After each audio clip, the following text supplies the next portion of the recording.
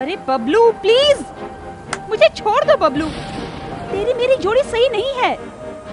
तेरी उम्र कितनी है, मेरी उम्र कितनी है? तुम छोटे से बच्चे हो बबलू। असल में तुमसे क्लोज होना, मूव होना मेरी गलती थी, इसीलिए अभी दुखी हो रही हूँ। ये सब मुझे पता नहीं, तुम मुझे पसंद हो। असल में मुझसे तुम्हें क्या चाहिए? मेरी सुंदरता, मेरा शरीर, जो चाहिए ले जाओ, ले लो।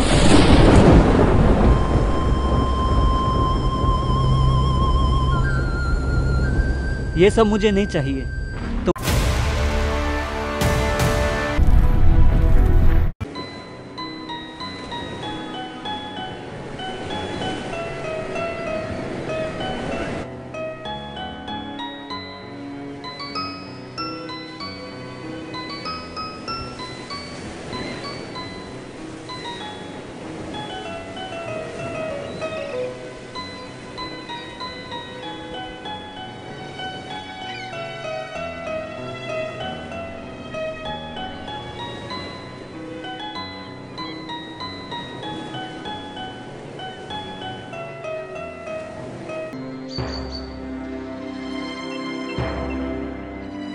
इसका नाम सरस्वती है।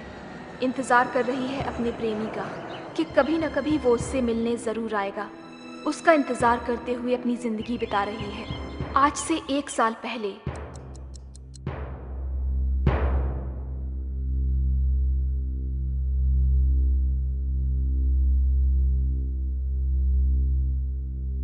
भगवत गीता पर हाथ रखकर कसम खाती हूँ, सब कुछ सच कहूंगी, झूठ नहीं कहूंगी।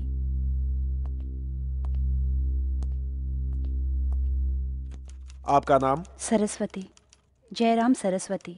देखिए सरस्वती जी, कुछ साल पहले आपके ऊपर हत्या का इल्जाम साबित हो चुका है।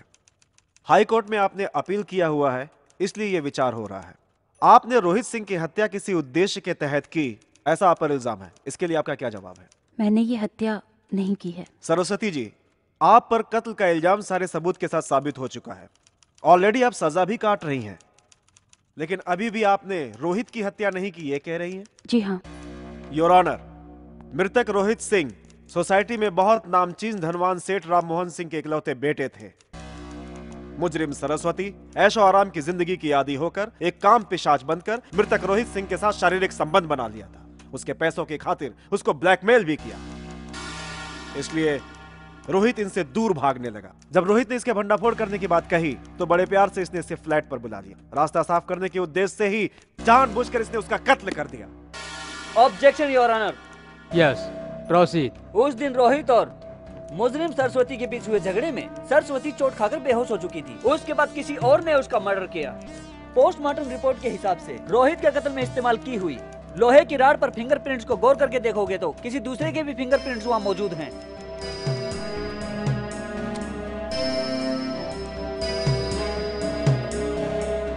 जिस फ्लैट में मर्डर हुआ, जब पुलिस अंदर आई वहाँ सिर्फ एक सरस्वती जी ही मौजूद थी। इसलिए केस चलने के दौरान इनकी तरफ से कोई दमदार डिफेंस नहीं हुआ, इसलिए इनका केस कमजोर हो गया और इनको सजा मिल गई।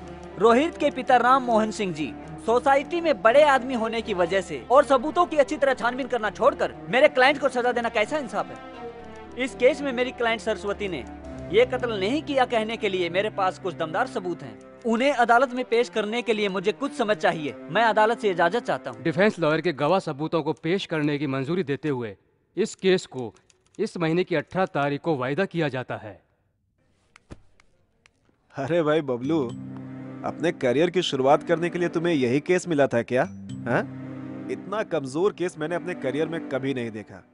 इस केस को हार जाओगे तो तुम्हारे करियर का क्या होगा, कभी सोचा तुमने? मैं ये केस जीत कर दिखाऊंगा सर। इस केस को जीतने के लिए सबूत है तुम्हारे पास? उससे भी बढ़कर आत्मविश्वास है sir. Okay, well, all the best. Excuse me. Thanks. मैं आपसे एक सवाल पूछ सकती हूँ? पूछिए। मेरे मुताबिक इस दुनिया में मेरा कोई भी रिश्तेदार नहीं है। असल में आप कौन हैं मुझे नहीं पता। ऐसे में आपने अपने आप आकर मेरा केस क्यों टेकअप किया? मुझे लगा आपके साथ नाइंसाफी हुई है, इसलिए केस मैंने टेकअप किया है। वैसे सब कुछ इतना आसान रहेगा तो केस लड़ने में मजा क्या आएगा। हम एक केस जीत कर रहेंगे। मैं फीस भी नहीं दे पाऊंगी। केस जीतकर आपका रिहा होना ही मेरी फीस है। ठीक है,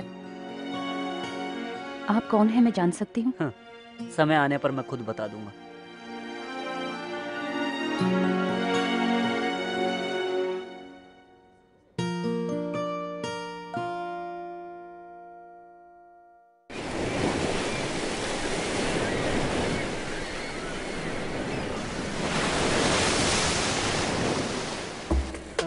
अरे यार वो लड़की देख यार, क्या मस्त आइटम है। अरे देख। अरे हाँ।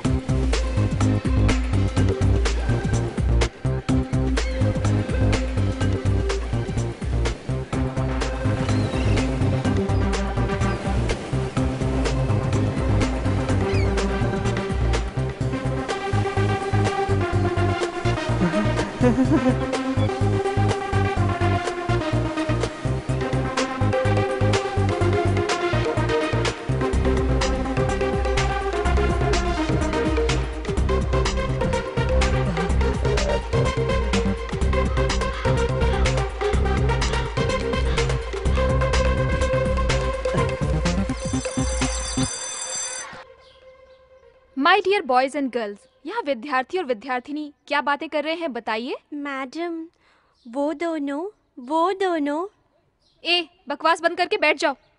वो दोनों लवर्स है, लेकिन एक दूसरे से प्यार का इजहार नहीं कर पा रहे हैं। ये कौन सी भाषा में बात कर रहे हो? बिल्कुल समझ में नहीं आया। बैठ जाओ। वो दोनों लवर्स हैं। लव के बारे में बात करें मैडम। मुंह बंद करके बैठो।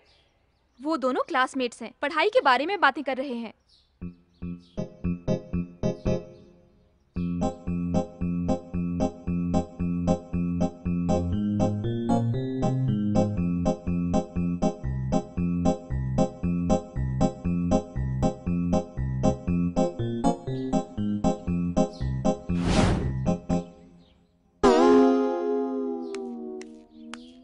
अरे तुम तो दिन में भी सपने देखते हो। उफ, तुम्हें तो पनिशमेंट मिलनी चाहिए। जाओ वहां जाकर खड़े हो जाओ। स्टूडेंट्स, तुम सभी मिलकर इसे थप्पड़ मारो।